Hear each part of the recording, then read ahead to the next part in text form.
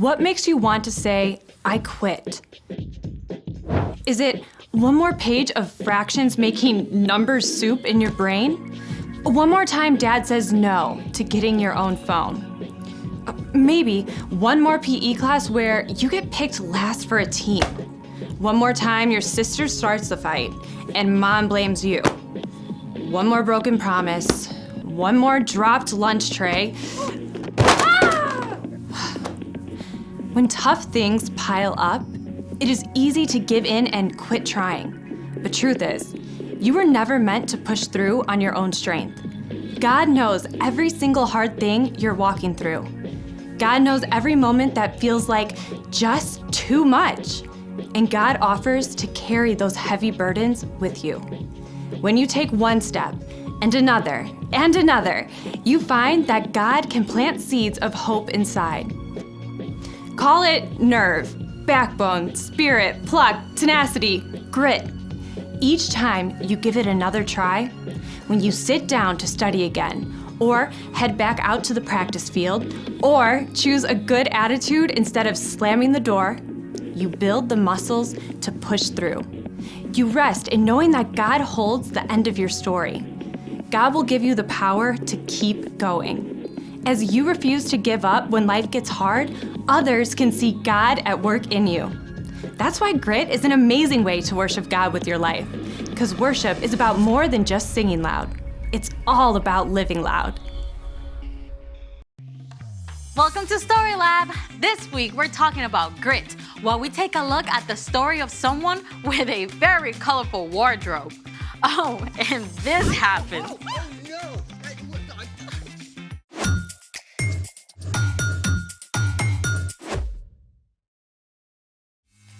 Hey, I'm Amaya. And I'm Zeke. And we are here to talk about grit. I think there's some confusion about what grit really is. Well, grit Is grit a delectable breakfast dish from the American South? No, grit is actually... Grit is refusing to give up when life gets hard. Yes, and you need grit whenever you're facing any kind of difficult challenge. Like when you're learning how to do something new, like riding a bike or a skateboard. Or when you're dealing with a hard subject in school like social studies. Yeah, or science or art. Art's not hard. It is if you're not an artist. True. Sometimes you need grit just to get through everyday life. Also true. So let's put that to the test with today's super cool experiment that uses both science and art. It's magic milk. 1, 2, 3. Let's make it! We're making magic milk.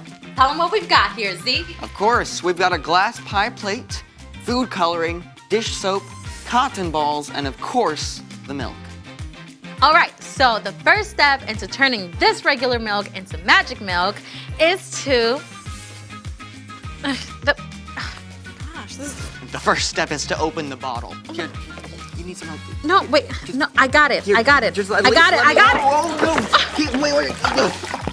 I am so sorry. It's okay. There will be no crying over this. We are refusing to give up. Yeah, grit. Paper towels, please? Oh, yeah. Ah, resourceful. Okay, so magic milk. Step 1, pour a small amount of milk. All right, is that good? Looks good to me. Step 2, squeeze drops of food coloring into the milk. Do you need any? No, it's fine, I just... What is wrong with you?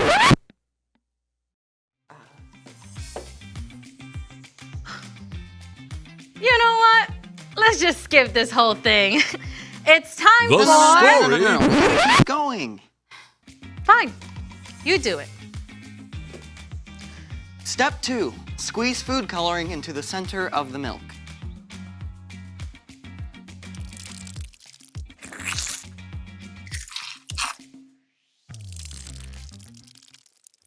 Step 3, place a cotton ball covered with dish soap into the milk.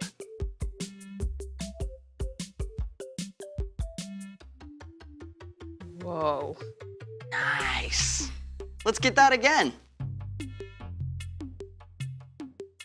You want to know why it happens? Go on.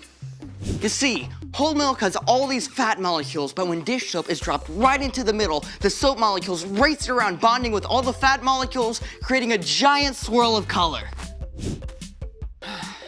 Well, Still green. But now it's time for The story before the story. Today, we're in the very first book of the Old Testament, Genesis. God created the whole amazing world, but people turned away and broke their relationship with God. still, God had a plan. God called Abraham and Sarah and promised to bless the whole world through their family. Abraham and Sarah had a son, Isaac, who had a son named Esau and a son named Jacob. Jacob had 12 sons. Including the next to youngest, Joseph. And Joseph is the hero of our story. And go. Hey everyone! Hey, Ryan. Oh boy, you better strap in because we are in for a bumpy ride with Joseph. Joseph was second youngest in the family, and he was his father Jacob's favorite son. Jacob gave Joseph a beautiful, expensive, colorful robe. Joseph started having dreams, and he couldn't keep them to himself. He had to tell his brothers. We were harvesting grain, and all your grain bundles bowed to mine. And in my other dream, the sun and moon and stars bow to me. That's like Mom and Dad and you guys. Great way to make your big brothers like you, huh? Joseph's brothers were very jealous of him. So when Joseph's dad sent him to check up on his brothers out on the fields, they snapped. Here comes that dreamer. Let's get rid of him. No, don't harm him. Just throw him in this empty pit. And that's exactly what they did. They threw him in a pit. They were still deciding what to do with Joseph when a group of traders heading for Egypt showed up. Let's sell him to these traders. Joseph was sold by his very own brothers. His brothers even lied and told their father Joseph was dead. No way. Uh-huh. Can you imagine? Joseph was a teenage kid on his own in a foreign country, sold into slavery. He was sold to a man named Potiphar, captain of the king Pharaoh's guards. Joseph didn't know anyone, didn't speak the language. He could have given up, but God was with him, even in Egypt. Joseph worked so hard and did so well that over several years he gained Potiphar's trust. Eventually, Potiphar put Joseph in charge of his entire estate. Things were finally looking up for Joseph, until they fell apart. Again. Potiphar's wife was sneaky, and she wanted Joseph to do something wrong. When he refused, she threw a tantrum! He tried to hurt me! Throw him in prison! Now, Joseph was on his own, enslaved in a foreign land, and in prison. Yeah, it was time for him to have an epic pity party, right? I mean, that's probably what I would have done. But Joseph was still growing. He'd come a long way from that overconfident kid who had boasted to his brothers. God was with Joseph, even in jail. Joseph still worked hard, taking care of chores, helping other prisoners. The man who ran the jail was so impressed he put Joseph in charge of everything. One day, 2 brand new prisoners arrived, straight from the royal palace. The Pharaoh's royal baker and his official drink taster. Joseph made sure they were comfortable. Well, as comfortable as you can be in jail. But one morning, both of these guys showed up at the breakfast table looking pretty upset. Why do you look so sad today? We both had dreams. But no one can tell us what they mean. Only God knows what dreams mean. Tell me what you saw. Ah, now we're back to where we started, right? With dreams. The drink taster told of seeing a vine that budded and grew bunches of grapes. And then the drink taster squeezed the grapes right into Pharaoh's cup. Pharaoh will release you from prison and give you your job back. Yes! When he does, please put in a good word for me. Well, after this, the baker was excited to hear about his dream, where baskets of bread sat on the baker's head and birds ate the bread. Pharaoh will release you from prison and have you killed. What? That's pretty awful news to have to give someone. But it happened just as God had revealed to Joseph. In 3 days, the baker was killed. But the drink taster was released from prison and given his job back. Now the drink taster will remember to tell Pharaoh about me and I'll get out! So, you think the drink taster remembered? Yep. Nope. So, Joseph was still stuck alone, in a foreign land, in prison, forgotten. But even then, God was with him. The end. For now. Wait. You can't leave us hanging like that.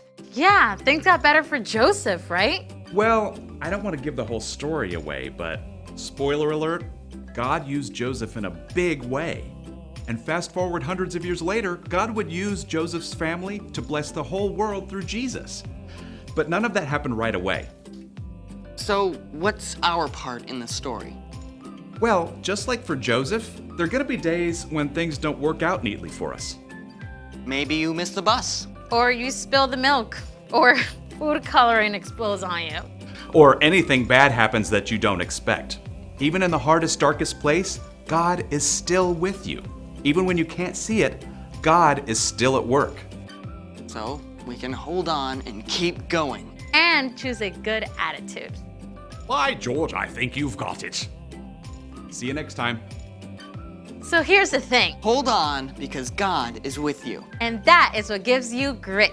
Thanks for joining us in the Story Lab. See you next time. I need grit.